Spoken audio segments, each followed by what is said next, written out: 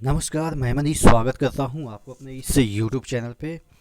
दोस्तों, आरआरबी चेन्नई के जो वेबसाइट पे जो चीज़ें लिखी हुई है उसी को मैं आपको इंटरप्रेट करके इस वीडियो में आपको बताऊंगा कि ग्रुप डी में ये चीज़ें कैसे लागू होगी और ग्रुप डी के लिए अच्छी खबर कैसे है। यानी कि जो आपका मैं हमेशा से कहता आ रहा हूँ कि वेटिंग लिस्ट का प्रावधान नहीं है, इससे डरना नहीं है।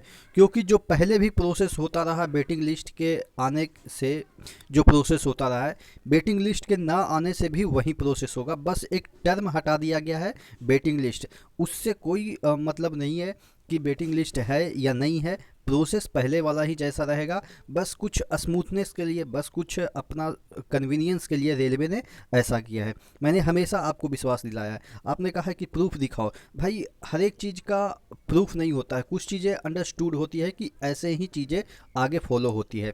अब मैं इसको एज ए प्रूफ के तौर पे ही बता रहा हूँ कि अब देखिए कि रेलवे ने इसको एज ए प्रूफ के तौर पे भी आप इसको देख सकते हैं कि दे दिया है। क्या चीज़ दिया है और ग्रुप डी में कैसे second list, third list, fourth list या जिस तरीके से बैटिंग का हम कहते हैं कि बैटिंग वाले को बुलाता है, वैसा ही कैसे क्या होगा। क्या ग्रुप डी से पहले आपके ये जो आपके एनटीपीसी है उसमें ये प्रोसेस फॉलो की जा रही है।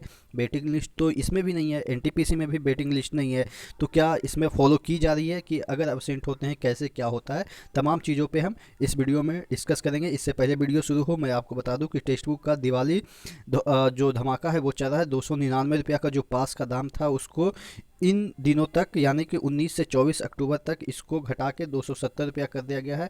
और E R Manish coupon code use करते हैं तो 10% का एक्स्ट्रा डिस्काउंट यानी कि 240 के अराउंड में आपको मिल जाएगा 365 दिन के लिए। कोई भी एग्जाम की तैयारी कर रहे हैं तो इवन 1 रुपया से भी कम पैसे में आपको मॉक टेस्ट प्रोवाइड किया जा रहा है और लेटेस्ट पैटर्न पे होता है। और यहाँ पे जो रैंक होता है वो आप देख सकते हैं 1-1 लाख, 1.5-1.5 लाख यहाँ पे कैंडिडेट अपना फाइट करते हैं। तो एक्चुअल में आप भीड़ में कहाँ पे स्ट्रेंथ आपका है वो सब चीज़ें यहाँ पे एनालिसिस आपको मिल जाता है। डिटेल एनालिसिस, इवन क्वेश्चन का टिप्स भी मिल जाता है कि इस क्वेश्चन को कैसे करना है, ट्रिक्स भी मिल जाता है। तो नीचे डिस्क्रिप्शन बॉक्स में लिंक दिया हुआ है क्योंकि ये अंतिम अवसर है, तो आप नीचे जाके डिस्क्रिप्शन बॉक्स में लिंक चेकआउट करके इसको बाई कर दीजिएगा। E R Manish coupon code जरूर यूज कीजिएगा जिससे कि आपको 40 रुपया का एक्स्ट्रा सॉरी 27 रुपये का एक्स्ट्रा डिस्काउंट मिल जाएगा। ठीक है, तो नीचे डिस्क्रिप्शन बॉक्स में लिंक दिया हुआ है।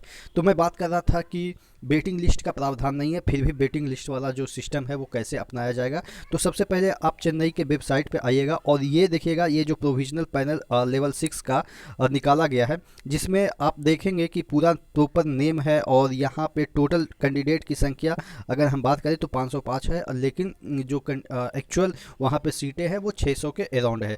तो अब 100 कैंडिडेट अब्सेंट हो गए या मेडिकल में क्या हो गया। मैंने इससे कल ही वीडियो रात को बनाया था कि कुछ लड़के जो होंगे वो मेडिकली अनफिट हो गए होंगे, लेकिन उसमें से कुछ ही हैं अनफिट तो नहीं होंगे, री मेडिकल के लिए हो गया होगा। क्योंकि अनफिट तो मुश्किल है, क्योंकि इससे पहले जब आप एग्ज़ाम देने गए थे साइको के तो उसी समय आपका मेडिकल सर्टिफिकेट मांग लिया गया था। तो वो अगर आपने प्रोड्यूस कर दिया तो ऑब्वियस है आप फिट तो होंगे ही।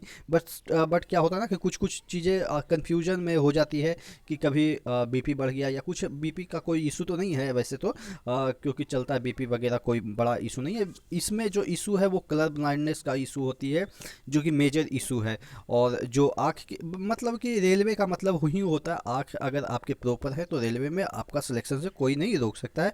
इन द रिस्पेक्ट ऑफ हम कह सकते हैं कि मेडिकल में सिर्फ आँख ही प्रॉपर चेक होती है, बाकी और वो भी कुछ ही एक पोस्ट पे, जैसे कि आपके जो ट्रैफिक से रिलेटेड जो पोस्ट होती है उसमें ज़्यादातर आपके आँख सही होनी चाहिए। जैसे आप अगर पॉइंट्समैन में जाते हैं तो आप देखेंगे कि वहाँ पे पॉइंट्समैन का जो आँख की क्राइटेरिया रखी गई है वो आप देखिएगा सबसे तगड़ा रखी गई है। या मेडिकल की क्राइटेरिया की हम बात करें, या आप एएलपी बनते हैं, या आप पायलट बनते हैं, या आप वही पायलट या एएलपी, या आप गुड्स गार्ड बनते हैं, या जिसे हम ट्रेन मैनेजर कहते हैं, तो या आप ये स्टेशन मास्टर बनते हैं। तो क्योंकि इसमें क्या होता है ना, ट्रैफिक में कोई भी रिस्क नहीं ले सकता है, क्योंकि एक एक ट्रेन में कितने कितने लोग होते हैं, तो कितने लोगों की जान की परवाह करनी होती है। तो इस वजह से इन सभी पोस्टों को सेंसिटिव मतलब कि पोस्ट में रखा गया है। और यहाँ पे आपके आई टेस्ट प्रॉपर होते हैं।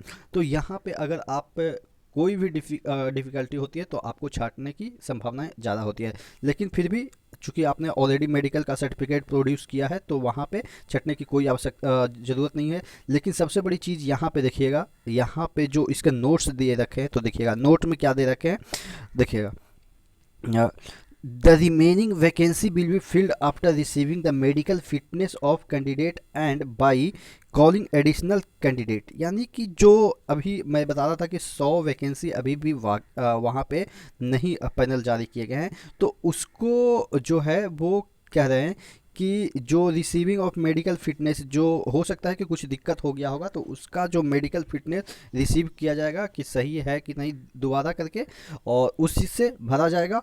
और the candidate and by calling additional candidate, यानी कि ऑब्वियस है ये खुद कह रहे हैं कि एडिशनल कैंडिडेट को हम बुलाएंगे। अब ये एडिशनल कैंडिडेट तो शुरुआत में उन्होंने तो 1:1 में बुला लिया, लेकिन अब फिर कह रहे हैं कि हम एडिशनल कैंडिडेट को बुलाएंगे। तो एडिशनल कहाँ से आएंगे, वेटिंग लिस्ट तो उन्होंने निकाला नहीं, तो फिर भी वो कह रहे हैं कि एडिशनल कैंडिडेट को हम बुलाएंगे। तो ये चीज़ें मैं शुरुआत से ही समझा रहा था आपको। हालांकि आप लोग में से बहुत सारे लोगों ने निगेटिव कमेंट किया कि तुम्हें सबसे ज़्यादा रूल पता है क्या, मतलब रेलवे में हो तो इसका मतलब सब तुम्हें पता है, कभी कहीं तो लिखा नहीं है। भाई कुछ चीज़ें मैं कहता हूँ ना कि एक्सपीरियंस के बेस पे आता है, और कुछ चीज़ें आपके ऑब्जर्वेशन, यही सब चीज़ों से आती है कि आप क्या सोचते हैं। आप देख सकते हैं कि वेटिंग लिस्ट का प्रावधान नहीं होते हुए भी एडिशनल कैंडिडेट की बात यहाँ पे की जा रही है, जबकि इसने 1:1 में ऑलरेडी कॉल कर रखा है। तो अब अकॉर्डिंग टू प्रोविज़न की अब इसे कॉल नहीं करनी चाहिए, लेकिन फिर भी ये कॉल कर रहा है। तो यही चीज़ें आपके लागू होंगे किस में, ग्रुप डी में। जब वो 1:1 के मतलब कि मैं काउंट करके बुलाएगा, 1:1 डीबी के लिए बुलाएगा, तो बहुत सारे बच्चे डीबी में छटेंगे, बहुत सारे बच्चे ऐसे होंगे कि मेडिकल में छट जाएंगे, बहुत सारे बच्चे ऐसे होंगे कि जो कि पहुंचेंगे नहीं। तो अगर 100 बच्चे को बुलाया तो ग्रुप डी जैसा पोस्ट है वहाँ पे एब्सेंट होने की संभावनाएं ज़्यादा होती है। तो यहाँ पे आप मान के चलो कि अगर 70 ही बच्चे गए या 60 बच्चे गए तो क्या 40 बच्चे का सीट खाली रह जाएगा क्या? तो ऐसा नहीं होगा, फिर वो एडिशनल लोगों को बुलाएंगे। हाँ, वो अलग बात है कि पेट दोबारा नहीं करवाता है। जितने भी चीज़ें देखी गई है, पेट यानी कि फिजिकल एफिशिएंसी टेस्ट नहीं करवाता है। जितना फिजिकल एफिशिएंसी टेस्ट में पास होते हैं उसी कैंडिडेट को बुलाता है।